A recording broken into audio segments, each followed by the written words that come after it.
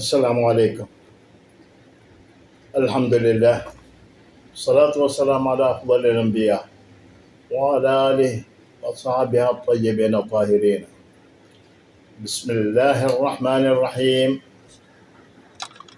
للفقراء الذين احصروا في سبيل الله لا يستطيعون الناس ضربا في الأرض يحسبهم الجاهل أغنياء من التعفف تعرفهم بسيماهم لا يسألون الناس إلحافا وما تنفقوا من خير فإن الله به عليم.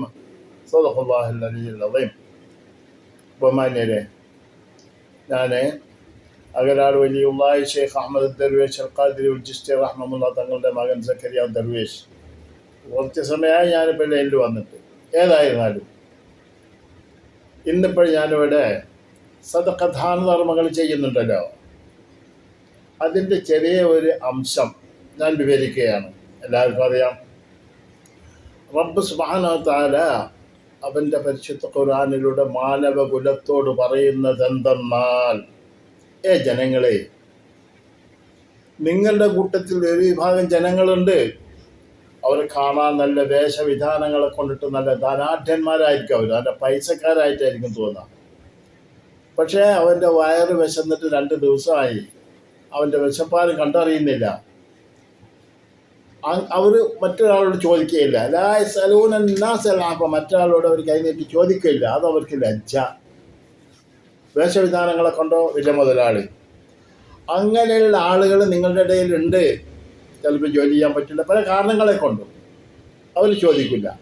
അത്തരക്കാർ നിങ്ങൾ കണ്ടുപിടിച്ചിട്ട് എങ്ങനെ സിമാം ചോദിക്കും, അവരുടെ മുഖത്ത് അടയാളം, ലക്ഷണം കാണും. വിശപ്പിൻ്റെ അടയാളം അവരുടെ മുഖത്ത് കാണും. അത് നിങ്ങൾ കണ്ടുപിടിച്ചിട്ട് അത്തരക്കാർക്ക് വേണം നിങ്ങൾ ദാനധർമ്മം ചെയ്യേണ്ടത്.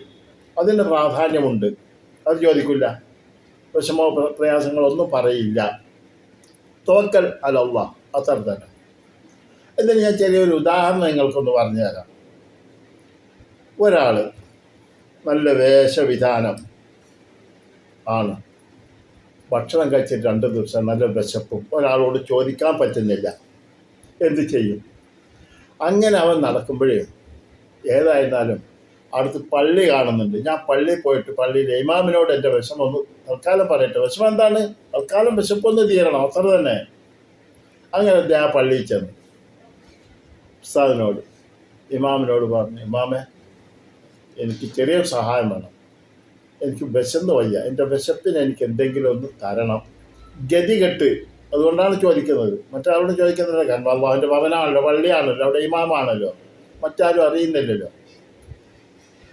ആ ഇവനെ നോക്കിയിട്ട് പറഞ്ഞടാ, ഇത്ര നല്ല വേഷവിധാനം, നല്ല ഡ്രസ്സ്, കാണാൻ നല്ല ഉഷാറ്, നല്ല ശരീരം, തടി, ഇതൊക്കെ ഉണ്ടായിട്ട് ഇനിയിപ്പോൾ എന്നെ പറ്റി കാണാനോടാ വന്നത് കൊണ്ട് ഹട്ടാദിയ.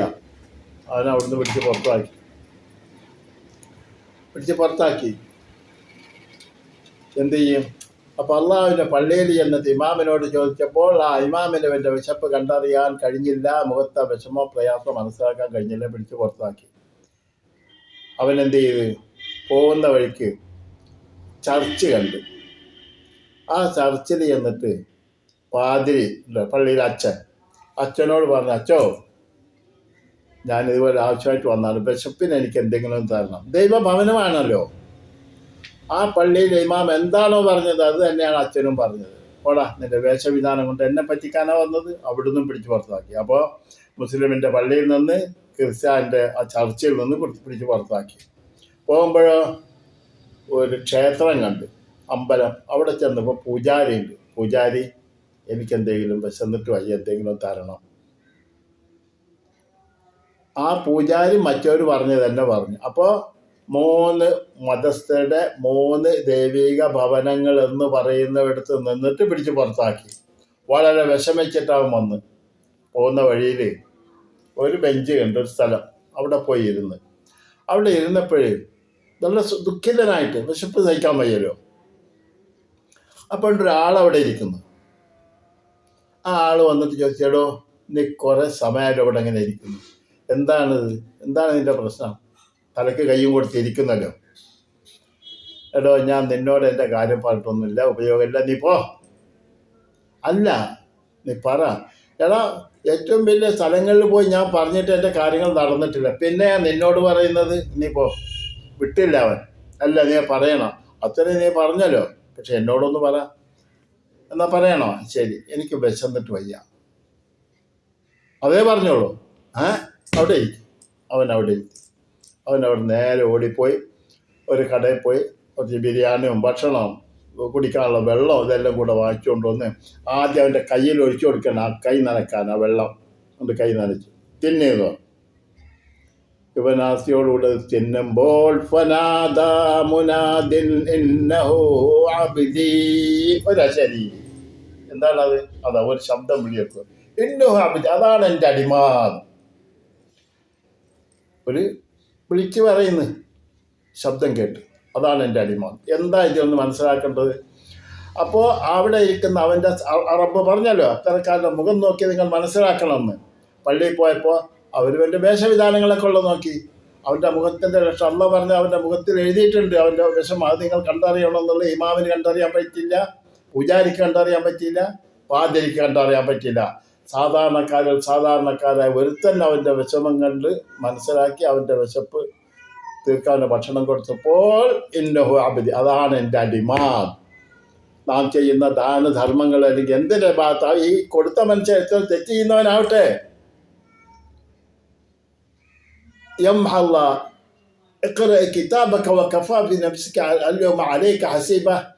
ഇന്ന് നിന്റെ കണക്ക് നോക്കാൻ നീ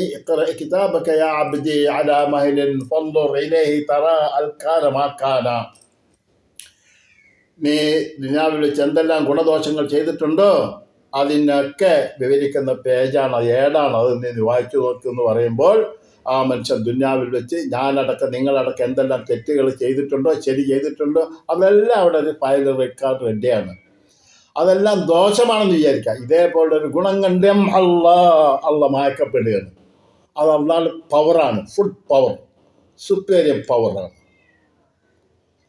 ഇങ്ങനെ അപ്പോൾ ആ അള്ളാഹു അവനെ തെറ്റ് എല്ലാം പുറത്തു കൊടുക്കാനും അവന് സ്വർഗത്തിലാക്കാനും ഇവൻ്റെ ഒറ്റ ഈ മനസ്സ് മതി.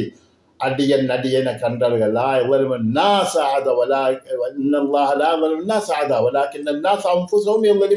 അള്ളാഹുവായിട്ട് നിങ്ങൾ ആക്രമിക്കുന്നില്ല, ഉപദ്രവിക്കുന്നില്ല. നിങ്ങളെ തന്നെയാണ് ഉപദ്രവിക്കുന്നത്. നിങ്ങളുടെ നഫ്സിനെ നിങ്ങളാണ് ഉപദ്രവിക്കുന്നത്. അപ്പോൾ വിശന്നവൻ്റെ വിശപ്പ് തീർക്കാൻ അവൻ്റെ ഇത് കണ്ടറിഞ്ഞു. അത്തരക്കാരെ നമ്മൾ കണ്ടറിഞ്ഞ് പിടിച്ച് സദഖ ചെയ്യണം. ദാനധർമ്മങ്ങൾ പലരും ചെയ്യുന്നുണ്ട്, പരസ്യത്തിന് വേണ്ടി ചെയ്യുന്നുണ്ട്, ടി വിയിൽ വരാൻ വേണ്ടി ചെയ്യുന്നുണ്ട്, രഹസ്യമായിട്ട് ചെയ്യുന്നുണ്ട്, പരസ്യമായിട്ട് പല വിധത്തിലുണ്ട്. പക്ഷേ ഇതാണ് ഏറ്റവും ഏറ്റവും രഹസ്യമായിട്ടുള്ളത്. ഫലസ്തീനിൽ 10,000 പട്ടിണി കിടന്ന് മരിക്കുന്നത്, പിഞ്ചു പൈതങ്ങൾ ഒരു നേരത്തെ വിശപ്പിന് വേണ്ടിയിട്ട് വെള്ളം കിട്ടാതെ. കാരണം കൊന്നൊതുക്കുകയാണ് കുട്ടികളെ. ഇസ്രായേൽക്കാർ യഹൂദികൾ പണ്ട് മൂസാ നബി അലൈഹി സ്വലാത്തു വസ്സലാമിനെ കൊല്ലാൻ വേണ്ടി ഇങ്ങനെ ഒരു കുട്ടിയോട് ജനിക്കും, അത് ജനിച്ചു കഴിഞ്ഞാൽ നിൻ്റെ രാജപദവിയൊക്കെ പോകുമെന്ന് ഫിറഔനോട് പറഞ്ഞപ്പോൾ ജനിക്കാൻ പോകുന്ന കുട്ടി, ഗർഭിണികളായ പെണ്ണുങ്ങളൊക്കെ കൊല്ലുക, പ്രസവിച്ച കുട്ടികളൊക്കെ കൊല്ലുക. കാരണം മൂസാ നബി ജനിക്കാതിരിക്കാൻ വേണ്ടി. മൂസാ നബിയോട് വരല് കഴിഞ്ഞ് അള്ളാഹു മുസല്ലദി റബ്ബാഹു ജിബ്രീലു കാഫിറു വമുസല്ലദി റബ്ബാഹു ഫിറഔന മുർസലു. ആ ഫിറഔന്റെ കൊട്ടാരത്തിൽ തന്നെയല്ലേ മൂസാ നബി വളർന്നത്.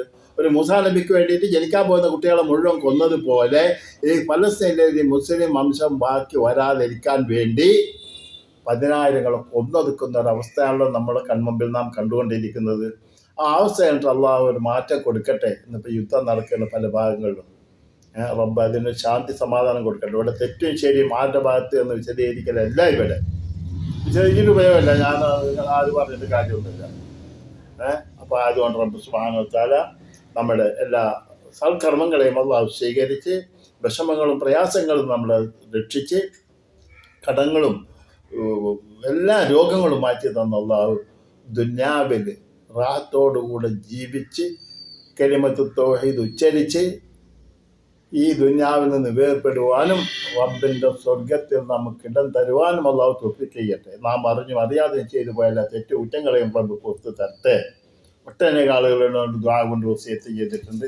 ആ ദ്വാകളൊക്കെ തന്നെ റഹ്മാനായ അല്ലാഹ് അവരുടെ ആവശ്യങ്ങളൊക്കെ തന്നെ നീ സാധ്യമാക്കി കൊടുക്കണേ, ഞങ്ങൾക്ക് നീ പുറത്തു തരണേ.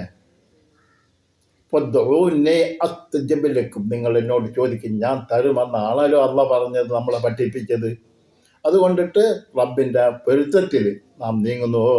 സ്റ്റിയറിംഗ്, പവർ കൺട്രോൾ സ്റ്റിയറിംഗ്, അത് റബ്ബിൻ്റെ മാർഗത്തിലാക്കുമ്പോൾ എല്ലാം അതാണ് അള്ളാഹു നിർവഴിയിലാണ്ടാക്കി തരും.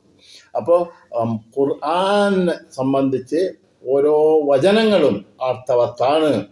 പലരും പറയും ഖുർആൻ അത് മുഹമ്മദ് ഉണ്ടാക്കിയതാണ്, വിവരമില്ലാത്തവനക്ക് എന്തൊക്കെ പറയാം, അത് കോപ്പി അടിച്ചാണ്, ബൈബിളിൽ നിന്ന് കോപ്പി അടിച്ചാണ്. ബൈബിൾ അള്ളാഹ് ഇവിടുത്തെ ലഞ്ചയിൽ സാധനം അതാരെയാണ് കോപ്പി അടിച്ചത്? ഈ ഭ്രാന്തന്മാർക്ക് എന്തും പറയാലോ. ലോകാരംഭം മുതൽ ലോകാവസാനം വരെയുള്ള എല്ലാം തന്നെ അക്ഷരാർത്ഥത്തിൽ അടിവരയിട്ട് പറഞ്ഞ ഖുർആനെ വെല്ലുവിളിക്കാൻ ഇന്നുവരെ സാധിച്ചിട്ടില്ല, ഖിയാമത്ത് നാൾ വരെ സാധിക്കുകയില്ല. കാരണം എന്താണ്? അതിൽ മായമില്ല, മന്ത്രമില്ല. ഓൻലി കലാമല്ലാഹ്, അള്ളാഹുവിൻ്റെ ഖുർആൻ. ആ ഖുർആൻ പാരായണം ചെയ്തുകൊണ്ടിരിക്കും തോറും തുല്യ താല ഇസാദത്ത് ഈമാന, അത് ഓതിക്കൊണ്ടിരിക്കും തോറും ഈമാൻ നമുക്ക് വർദ്ധിപ്പിക്കും. അങ്ങനെ അള്ളാഹു ഈമാൻ വർദ്ധിപ്പിച്ച് തരട്ടെ, മോമിൻ മുത്തഖികളുടെ കൂട്ടത്തിൽ പെടുത്തട്ടെ. അല്ലാഹുമ്മ ജനാ ഫിദ്ദാറൈൻ. അസ്സലാമു അലൈക്കും.